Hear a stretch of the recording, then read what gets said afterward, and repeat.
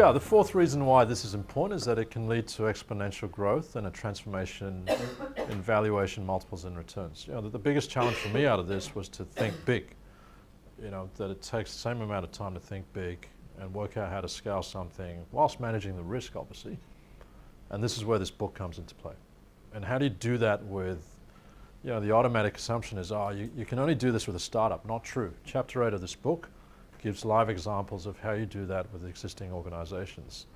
And with Evolution last week, the amount of time I spent, I was going, wow, there's so many things we can do to this business and should have done with this business, and it would have been 3 times bigger.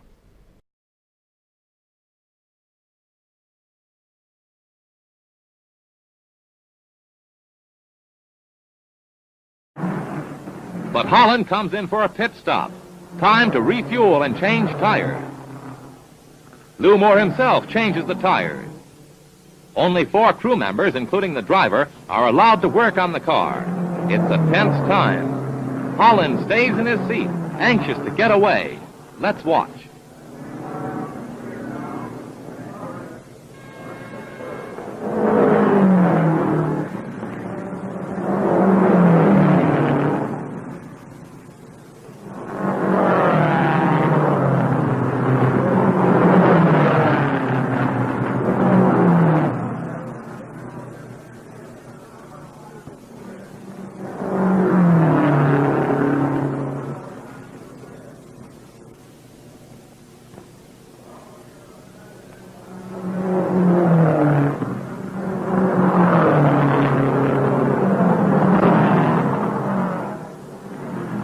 Tires are changed at last.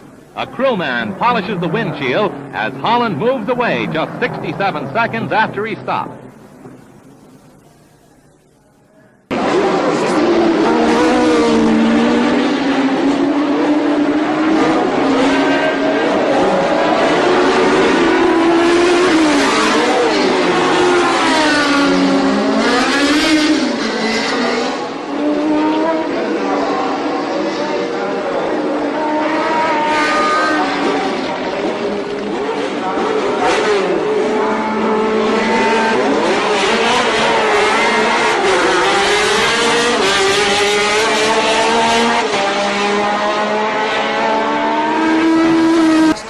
Since the days when Fangio won the 1957 German Grand Prix with an extended interval for a drink and a smoke.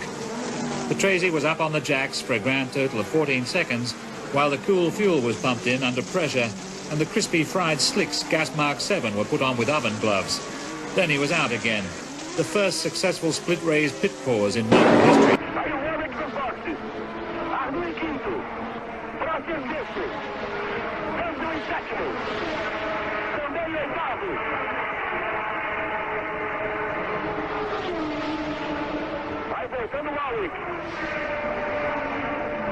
Ne va in a cambio dei pneumatici.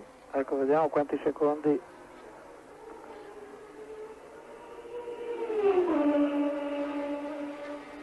Pulizia anche per la visiera.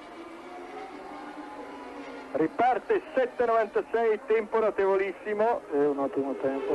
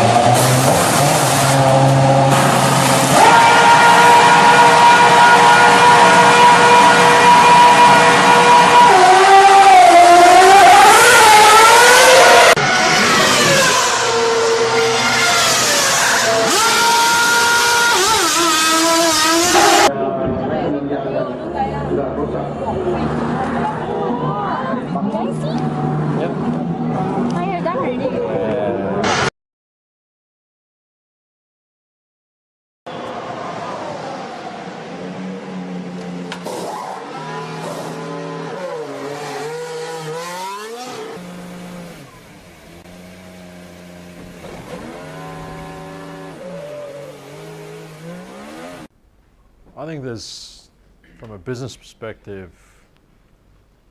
there are three things that can kill us as we enter this decade where we have robots, AI, machine learning. Number one is our mindset. If we fail to think big enough and be adaptable enough. Number two, if we're too slow, like this, because others will move quicker, and they are. You know, the pace of innovation and the pace of execution is getting faster and faster. And thirdly, it's getting complacent, not having a continuous improvement mindset. So operational engineering 2.0 is about positioning ourselves for the next 10 years. If we do this, that there is a gap in the market right now because others aren't really doing this, certainly in an Australian context. So this is a huge opportunity from a competitive standpoint. So hopefully you got something out of that. Thank you.